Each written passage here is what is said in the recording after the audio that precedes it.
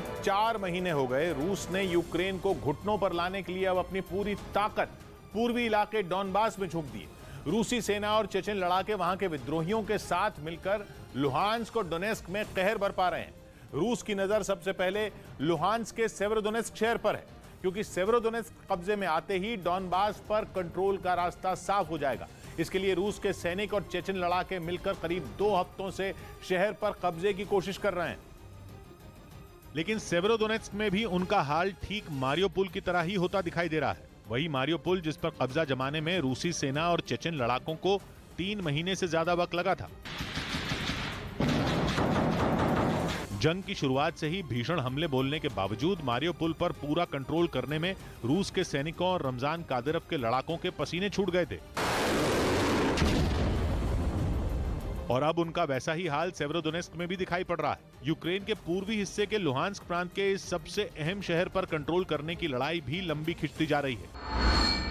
सेवेरोडोनेस्क में यूक्रेन के सैनिक हथियार डालने को तैयार नहीं हो रहे। हालांकि रूस दावा कर रहा है कि उसने सेवेरोडोनेस्क शहर के करीब 80% हिस्से पर कब्जा कर लिया है, लेकिन बाकी बचे 20% हिस्से पर अधिकार जमाना ही उसके लिए सिरदर्द साबित हो रहा है। पुतिन की सेना और चेचन कमांडर रमजान कादिरोव के लड़ाके शहर पर पूरी तरह कंट्रोल करने के लिए भीषण हमले बोल रहे हैं। सेवेरोडोनेस्क के कई हिस्सों में आमने सामने की जंग और भी तेज हो गई है, लेकिन जेलेंस्की के सैनिक घुटने टेकने को तैयार नहीं दिखाई दे रहे।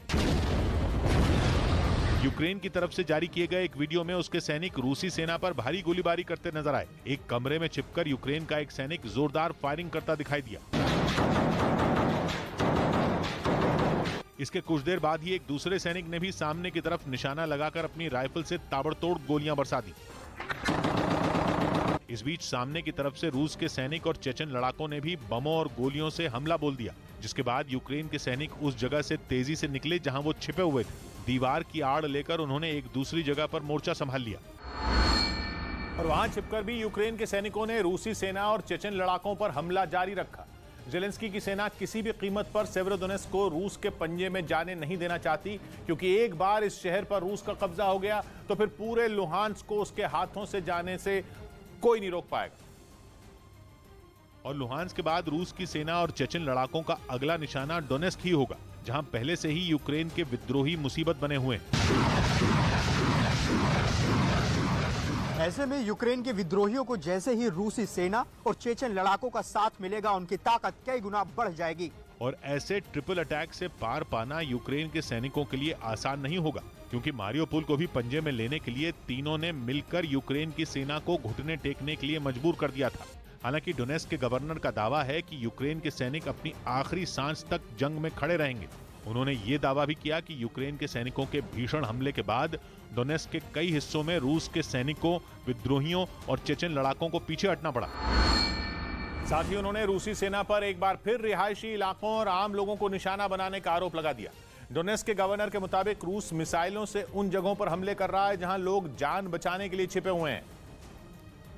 और दावा किया गया कि रूसी सेना के ऐसे ही हमलों की वजह से वहां नागरिकों की मौत भी हो रही है। डोनेस्क में बरसते बमों की आवाज के बीच वो घर भी दिखाई दिए जो हमले की वजह से पूरी तरह से ध्वस्त हो गए। कई इमारतें तो बमबारी से लगी आग से पूरी तरह जली दिखाई दी। इस बीच डोनेस्क के गवर्नर ने आशंका जताई कि रूस की सेना ने वहां अब तक का सबसे भीषण हमला बोलने की तैयारी कर ली है। डोनेस्क के सामने आए एक वीडियो में रूसी सेना की कई बख्तरबंद गाड़ियां और टैंक एक सड़क पर कतार में खड़े नजर आए। बताया गया कि लुहांस्क पर कंट्रोल होते ही डोनेस्क को पंजे में लेने के लिए ताबड़तोड़ हमला बोल दिया जाएगा। रूस के उसी हमले से निपटने की तैयारी के लिए डोनेस्क के गवर्नर ने पश्चिमी देशों से वहां जल्द और हथियार भेजने की अपील की। 2 दिन पहले भी इस तरह की खबरें आई थीं कि यूक्रेन के पूर्वी हिस्से में चल रही भीषण जंग लड़ रहे यूक्रेन के सैनिक हथियारों की कमी से जूझ रहे हैं। उधर रूस और यूक्रेन युद्ध के बीच 2 बहुत ही डरावने दावे हुए हैं। पहला दावा यह कि दुनिया भर में परमाणु हथियार बनाने की एक नई रेस शुरू हो गई है, जिसकी वजह से परमाणु जंग का खतरा बहुत ज्यादा बढ़ गया है। मतलब रूस की परमाणु हमले की धमकियां वाकई एक भयानक हकीकत में बदल सकती हैं।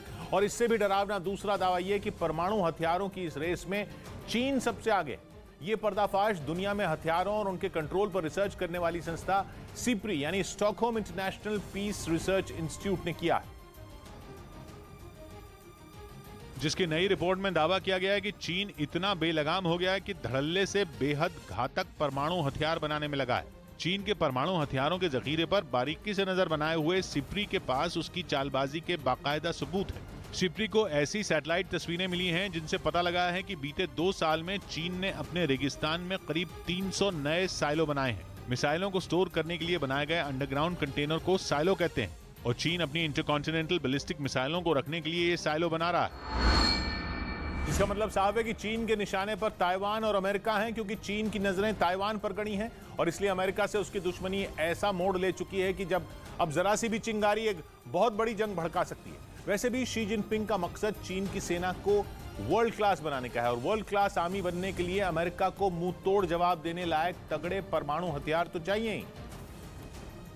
और शायद शी जिनपिंग मानते हैं कि उनके परमाणु हथियार अमेरिका के हथियारों के आगे कमजोर हैं, इसलिए चीन अपने परमाणु हथियारों को अमेरिका की टक्कर का बनाने में लगा है। वैसे भी अब जबरदस्त मिसाइल डिफेंस सिस्टम आ जाने की वजह से मिसाइलें उतनी ताकतवर हथियार नहीं रही, इसलिए चीन तेजी से हाइपरसोनिक हथियार बनाने में लगा है। हाइपरसोनिक हथियार ऐसे हथियार होते हैं जिन्हें भेदने वाले मिसाइल डिफेंस सिस्टम आज तक बने ही नहीं है। लेकिन सबसे ज्यादा चिंता की बात यह कि चीन बड़े ही खुफिया तरीके से अपने परमाणु हथियार बना रहा है। वो अपने पत्ते खोलने को राजी नहीं, अपने परमाणु हथियारों के बारे में बात करना उसे मंजूर नहीं। सिप्री के अनुमान के मुताबिक अभी जनवरी तक चीन के पास 350 परमाणु हथियार थे। यह आंकड़ा अमेरिकी परमाणु हथियारों के आसपास भी नहीं ठहरता, क्योंकि अमेरिका के पास इससे 10 गुना से भी ज्यादा न्यूक्लियर वेपन्स हैं। अमेरिका के जखीरे में 3708 परमाणु हथियार बताए जाते हैं, लेकिन अमेरिका भी परमाणु हथियारों की तादाद के मामले में नंबर 1 नहीं है, वो रूस से पीछे है। युद्ध की शुरुआत से रूस बार बार अपने परमाणु हथियारों का जिक्र छेड़कर धमकी इसलिए दे रहा है क्योंकि वो दुनिया में इन घातक हथियारों का सबसे बड़ा मालिक है। रूस के पास कुल 4477 परमाणु हथियार। दुनिया में कुल जो 12705 परमाणु हथियार हैं उनमें 90% से ज्यादा अकेले रूस और अमेरिका के पास हैं और हजारों की संख्या में परमाणु हथियार रखने वाले रूस और अमेरिका के बाद महज 350 हथियार वाला चीन आता। इसलिए चीन टेंशन में है कि कहीं इस दौरान अमेरिका और उसके बीच युद्ध छिड़ गया तो उसके ताइवान पर कब्जा करने से पहले ही अमेरिका चीन पर न्यूक्लियर मिसाइलें छोड़कर उसका खेल खराब कर देगा। इसलिए चीन तेजी से परमाणु हथियार बना रहा है, लेकिन इस न्यूक्लियर वेपन रेस में चीन अकेला नहीं है, बल्कि अमेरिका भी उसे पूरी टक्कर दे रहा है। और अमेरिका अपने न्यूक्लियर बमों को आधुनिक बनाने में करीब 1000 करोड़ डॉलर यानी भारतीय रुपयों में 78,000 करोड़ रुपए खर्च कर रहा है। वहीं जर्मनी भी अगले साल से अपने परमाणु हथियारों को नए B6112 मॉडल से रिप्लेस करने की तैयारी में है। यानी परमाणु हथियार रखने वाले देश परमाणु हथियारों को अब बहुत ज्यादा तवज्जो दे रहे हैं। वो अपने जखीरे को आधुनिक बनाने में, पुराने परमाणु हथियारों को अपग्रेड करने में और नए परमाणु बम और मिसाइलें बनाने में लगे हैं। परमाणु हथियार बनाने की होड़ नई है क्योंकि दुनिया में पिछले कुछ दशकों से न्यूक्लियर वेपन्स कम करने पर काम हो रहा था, लेकिन सिप्री का दावा है कि अब दुनिया की सभी परमाणु ताकतें नए न्यूक्लियर हथियार बनाने में या लंबी रेंज की मिसाइल, पानी के जहाज, सबमरीन और हवाई जहाज जैसे उनके डिलीवरी सिस्टम पर पानी की तरह पैसा बहा रहे हैं। बीच दुनिया को भुखमरी की चपेट में ले जाने के लिए पुतिन के गेम प्लान का पर्दाफाश हुआ है।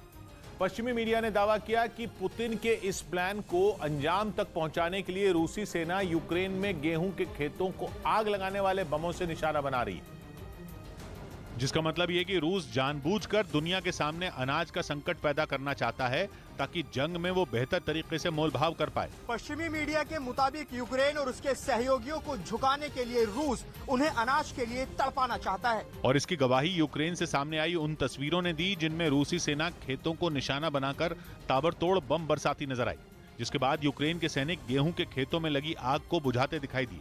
आरोप है कि रूसी सेना ने इन खेतों में आग लगाने वाले बमों से हमला किया, जबकि संयुक्त राष्ट्र की एक संधि के तहत इस तरह के बमों के इस्तेमाल पर बैन लगा है, जिसमें रूस ने खुद भी हस्ताक्षर किए हैं। इसके बावजूद रूसी सेना जिस तरह से आग लगाने वाले बमों को इस्तेमाल कर यूक्रेन में फसल को बर्बाद करने में जुटी है, उससे साफ है कि पुतिन नहीं चाहते कि यूक्रेन का अनाज वहां से बाहर जा पाए और यूक्रेन पर बरसते इन बमों का असर उन मुल्कों पर भी हो रहा है जिनका जंग से दूर दूर तक कोई लेना देना नहीं, लेकिन इसके बाद भी उनके सामने अनाज का बड़ा संकट खड़ा हो गया है।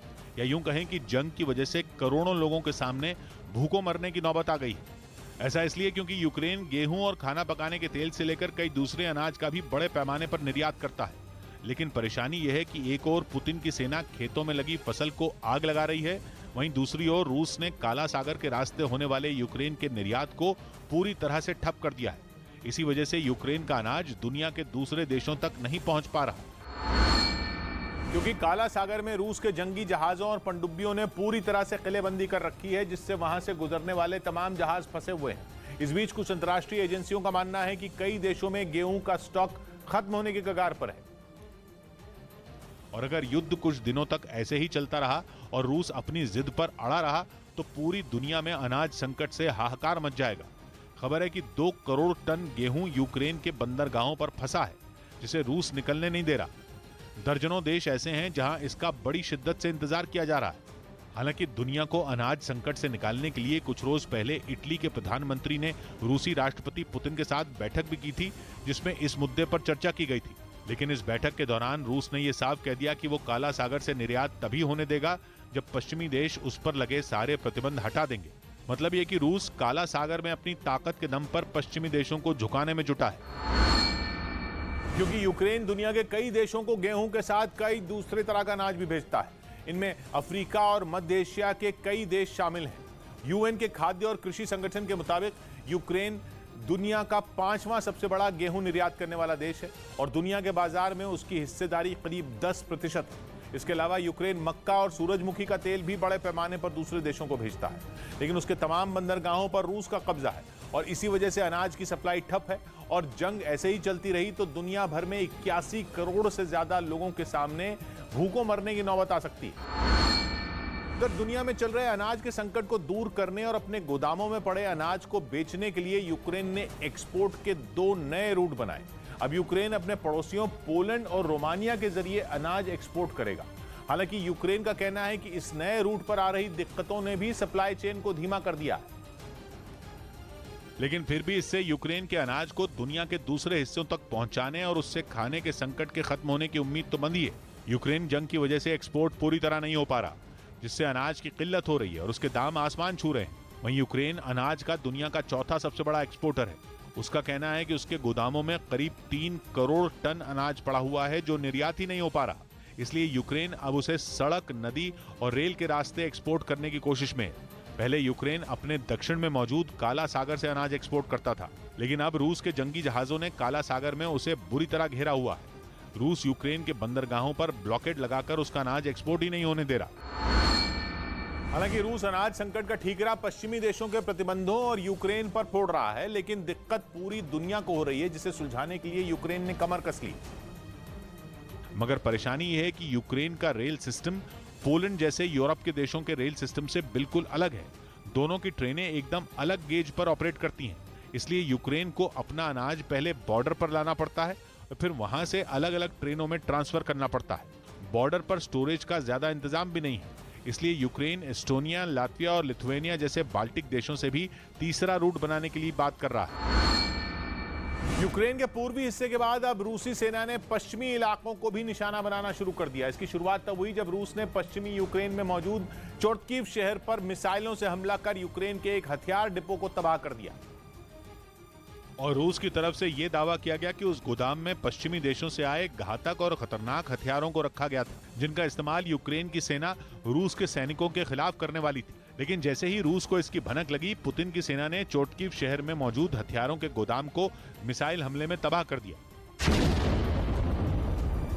दावा है कि हथियारों के गोदाम को उड़ाने के लिए एक के बाद एक 4 मिसाइलें काला सागर से दागी गईं, जिनकी वजह से पूरी इमारत ध्वस्त हो गई। वहीं शहर के गवर्नर ने यह दावा किया कि रूस ने न सिर्फ सैन्य ठिकानों को निशाना बनाया, बल्कि रिहायशी इलाकों में भी बम गिराए और इस हमले में करीब 22 लोग घायल हो गए, जिनमें एक 12 साल का बच्चा और 7 महिलाएं भी शामिल हैं, जिन्हें इलाज के लिए अस्पताल में भर्ती कराया गया। असल में चोटकीव शहर यूक्रेन के पश्चिमी इलाके में स्थित है, जहां अभी तक रूस की सेना के हमले शुरू नहीं हुए थे। लेकिन हथियारों के इस गोदाम को उड़ाने के बाद पश्चिमी मीडिया ये दावा कर रहा है कि पुतिन की फौज ने यूक्रेन के पश्चिमी हिस्से को भी टारगेट करना शुरू कर दिया है, क्योंकि अभी तक रूसी सेना यूक्रेन के पूर्वी इलाके डॉनबास पर कब्जा जमाने में जुटी है और इसके लिए उसने अपनी पूरी ताकत झोंक दी है। डॉनबास इलाके के अलग अलग शहरों पर पुतिन की फौज कहर बनकर टूट रही है। यूक्रेन की सेना को पीछे धकेलने के लिए मिसाइलों और बमों की बारिश की जा रही है। ताकतवर टैंकों से ताबड़तोड़ गोले बरसाए जा रहे हैं। पश्चिमी मीडिया का दावा है कि रूस ने अपने सबसे ताकतवर और खतरनाक वैक्यूम बम का भी इस्तेमाल करना शुरू कर दिया है। मतलब ये कि मारियोपोल पर कब्जा जमाने के बाद पुतिन किसी भी सूरत में डॉनबास को जीतना चाहते हैं। डॉनबास पूर्वी यूक्रेन का एक बहुत बड़ा इलाका है जिसमें डोनेस्क और लुहांस्क प्रांत भी आते हैं। इन दोनों प्रांतों को रूस ने जंग शुरू होने से ठीक पहले अलग मुल्क की मान्यता दे दी थी। ब्रिटेन का दावा है कि यूक्रेन के खिलाफ जंग में रूस के पास आधुनिक मिसाइलों की भारी कमी हो गई है, जिसे देखते हुए रूस ने अपनी पुरानी मिसाइलों का इस्तेमाल करना शुरू कर दिया है ताकि वो यूक्रेन के खिलाफ जंग जारी रख सके। वो जंग जो पिछले 3 महीने से भी ज्यादा वक्त से चल रही है, जिसकी वजह से रूसी सेना की मिसाइलें लगातार खत्म हो रही हैं। ब्रिटेन के रक्षा मंत्रालय के मुताबिक इन हालात में पुतिन के सैनिकों के पास अब आधुनिक मिसाइलों की भारी कमी हो गई है, क्योंकि उन्हें अंदाजा नहीं था कि यूक्रेन की सेना इतने दिनों तक उनका सामना कर पाएगी। लेकिन जेलेंस्की के सैनिकों ने हर मोर्चे पर उन्हें चुनौती दी, जिसका नतीजा ये हुआ कि रूस जिस युद्ध के जल्द खत्म होने की उम्मीद पाले बैठा था, वो खत्म होता नहीं दिख रहा और रूसी सेना की एक से बढ़कर एक मिसाइलें यूक्रेन के पलटवार से तबाह हो गई। ऐसे में रूस ने अब अपनी पुरानी KH-22 मिसाइलों को जंग के मैदान में उतार दिया है और पुतिन की सेना इन मिसाइलों का इस्तेमाल पूर्वी यूक्रेन के डॉनबास इलाके में कर रही है, जहां इन दिनों रूस और यूक्रेन के बीच भीषण जंग छिड़ी है और दोनों देश की सेनाएं एक दूसरे पर घातक मिसाइलें बरसा रही हैं। इस बीच ब्रिटेन का दावा है कि रूस अपनी KH-22 मिसाइलों से जोरदार हमले कर रहा है, जो 1960 के दशक की खतरनाक मिसाइल है और इसका निर्माण रूस ने तब किया था जब दुनिया उसे सोवियत संघ के नाम से जानती थी। इस मिसाइल के बारे में कहा जाता है कि ऐसे किसी भी लड़ाकू विमान को नष्ट करने में सक्षम है जिसमें परमाणु हथियार लोड हो। KH-22 लंबी दूरी की एंटी शिप मिसाइल है जिसे अमेरिकी एयरक्राफ्ट कैरियर को डुबोने के लिए बनाया गया था। हालांकि ऐसा मौका अब तक नहीं आया जब इस मिसाइल का इस्तेमाल किसी दुश्मन देश के युद्धपोत के खिलाफ किया गया हो। लेकिन ब्रिटेन के रक्षा मंत्रालय के मुताबिक रूस यूक्रेन में इस मिसाइल का इस्तेमाल जमीन पर हो रही जंग में कर रहा है। दावा है कि KH-22 मिसाइल जहां गिरती है वहां 10 मीटर से भी ज्यादा गहरा गड्ढा बन जाता है, जिसका मतलब है कि दुश्मन अगर जमीन के अंदर बंकर में भी छिप जाए तो उसे इस मिसाइल से मारा जा सकता है और इसकी 5,500 किलोमीटर प्रति घंटा की रफ्तार इसे और घातक बना देती है। सबसे बड़ी बात यह कि ये परमाणु हमला करने में भी सक्षम है। लेकिन सबसे बड़ा सवाल यह है कि आखिर पुतिन को इतने पुराने हथियार क्यों निकालने पड़ रहे हैं जो 1960 के दशक के। असल में युद्ध की शुरुआत से ही अमेरिका समेत यूरोप के कई देश यूक्रेन के साथ खड़े हैं, जो हर मोर्चे पर जेलेंस्की का साथ दे रहे हैं और उन्हीं देशों से मिले घातक रॉकेट, बम और मिसाइलों ने अब तक पुतिन की सेना के हर हमले का सामना किया है। दावा है कि दूसरे देशों से मिले इन्हीं हथियारों के दम पर जेलेंस्की पुतिन की आंखों में आंखें डालकर बात कर रहे हैं। हालांकि इससे पहले रूस ने जब अपने 50 साल पुराने T-62 टैंकों को यूक्रेन की जंग में उतारा था, तब भी यही सवाल पुतिन से किए गए थे। उस वक्त तो दावा यह किया गया था कि यूक्रेन के हमलों से सबसे ज्यादा चोट रूसी सेना के टैंकों को ही पहुंची है और यूक्रेन की जमीन रूस के टैंकों की कब्रगाह साबित हो रही है, जिसे देखते हुए रूस ने टैंकों के उस बेड़े की तरफ नजर डाली जो रिटायर किए जा चुके हैं। यूक्रेन की सेना ने एक वीडियो जारी किया जिसमें उसके सैनिक रूस के टैंक को तबाह करते दिखाई दिए। यह हमला उसने यूक्रेन के लुहांस्क इलाके में किया, जहां उसके जवान रूस के टैंक को बर्बाद करते दिखे। जारी वीडियो में रूस के टैंकों का काफिला जंगल के रास्ते गुजरता नजर आया, जिसमें सवार सैनिक इस बात से बिल्कुल बेखबर थे कि वो जिस सड़क से जा रहे हैं वहां दुश्मन ने बारूदी सुरंग बिछा रखी है। रूस का टैंक जैसे ही बारूदी सुरंग के ऊपर से निकला, उसमें एक जोरदार धमाका हुआ जिससे टैंक के परखचे उड़ते नजर आए। यह हमला इतना जोरदार था कि वहां काफी देर तक धुएं का गुबार उठता दिखा। यूक्रेन ने दावा किया कि रूस के टैंकों का काफिला यूक्रेन के रिहायशी इलाकों में हमला करने के लिए आगे बढ़ रहा था, जिसे उसके सैनिकों ने पीछे हटने पर मजबूर कर दिया।